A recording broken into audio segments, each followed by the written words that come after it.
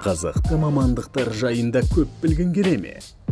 Бірақ сұрауға ыңғайсызданасың ба? Онда сұрақтарды сен үшін біз қоямыз. Жақсылап жайғас.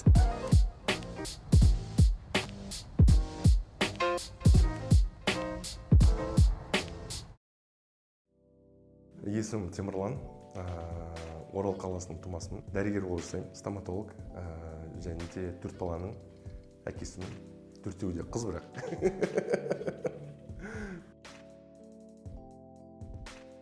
Себебі белгісіз болғасын болар, қорқыныш.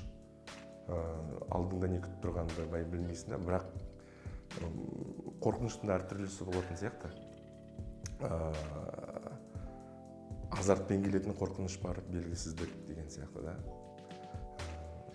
Кейде басынан өткен оқиғалар ма, қорқыныштай кезінен қалып қойған қорқыныштар болар. Или әлде бұл сұрақ менің маманыма сай ма? Солай ма? Мен жалпы неге қорқынышты болар? И содан бастап ұрып жатырмын. Енді глупый сұрақ деген енді куда еще глупее деген жалпы өмірде неге қорқынышты деп қоясың. Стоматологияда қорқынышты себебі не еді? Бір қалай болады? Қазақша неудачный деген қалай болады? Себебі бір сәтсіз тәжірибе болды да. Үлкен кісілерді, әсіресе ер адамдардың қорқатын себебі, мысалы, көбісі армияда жансыздандырушыз тістерін жұлып, емдейтіндерін емдеп не істеп қалғанда, сондықтан мысалы үлкен кісілер қорқады. Құрттай бүлдіршіндер қорқатыны енді белгісіздіктен қорқады. Дызылдап, базылдап, пышылдап тұрғасын, барлығы кіруге болмайтын жерге, өздері тіс тазалағысы келмейтін жерге келіп, қолдарын салып не істеп жатқан кезде қорқады да. Ауырғаннан емес. Парадокс сонда да. Ауырмайды, бірақ жылайды. Ауырмайды, бірақ қорқады.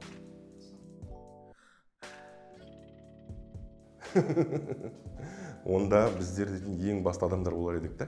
Кім ақылды емес екенін білетін, анықтайтын дейсіз ода. Жоқ, барлық адамдарда шығады. Бұл әр адамның өзінің бастан өтетін бір оқиғасы.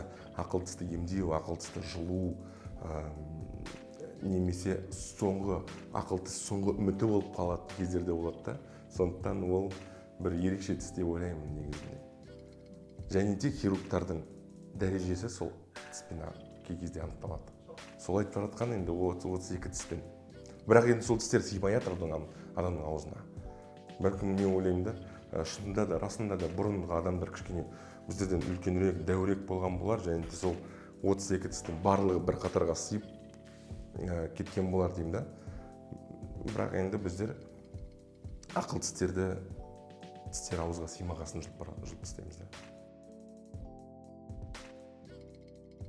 Бір-екет ауыртады басында кішкене. Басынан өтті, өзімде бар, сондықтан айта аламын да. Кішкене дискомфорт, бірақ енді ол тіс ауырғандай жанды суырып ауыратын нәрсе емес та. Дискомфорт береді кішкене ауыру. Ауырсыну сәл-пәл біраз уақыттан кейін, бірақ адамның ағзасы қандай, ол дейтін көптеген нәрселерге үйреніп кетеді да. Содан кейін барлығы басылады. Құдай қаласа.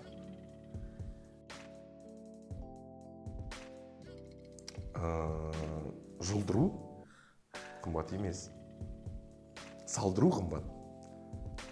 Және де қазіргі таңда неге имплантация дегенді естіген боларсыз да?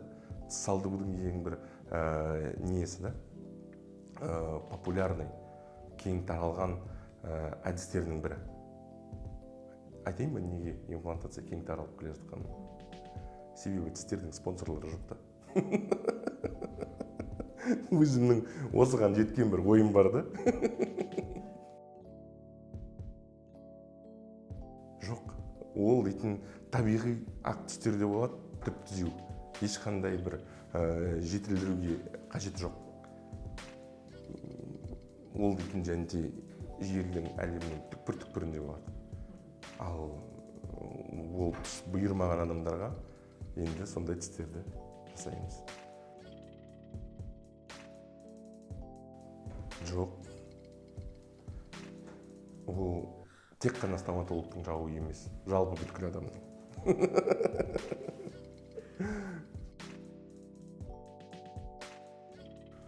Ештеңе істей алмайсыз, себебі негізінде кетпеу керек. Дәрігер тістерді түзегеннен кейін, манағыдай медициналық тілмен айтатын болсақ, рецидив деген нәрсе бар да, қайтып келуі. Дәрігердің ең басты мақсаты тістерді түзейтін. Сол рецидивтердің алдын алу. Жоқ. Жас стоматолог, нашар стоматолог деген сөзбен келіспеймін, себебі жас мамандардың да арасында мықтылар бар. Және де тәжірибесі мол адамдардың арасында да нашар стоматологтар бар.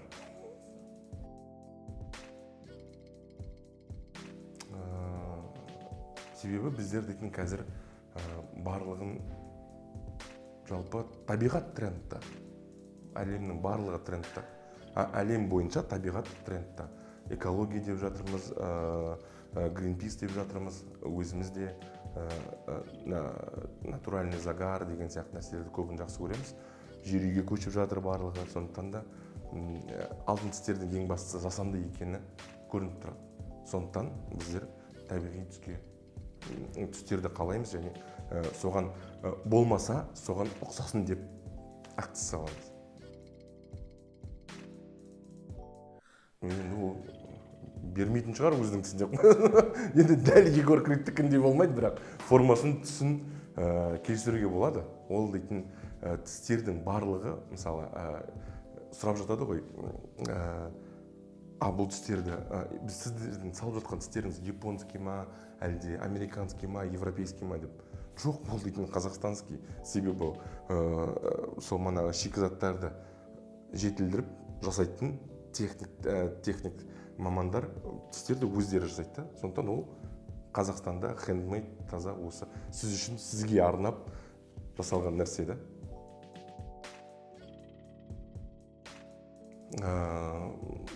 Стоматологияда енді любой кез келген медициналық вуздарда стоматология факультеті бар.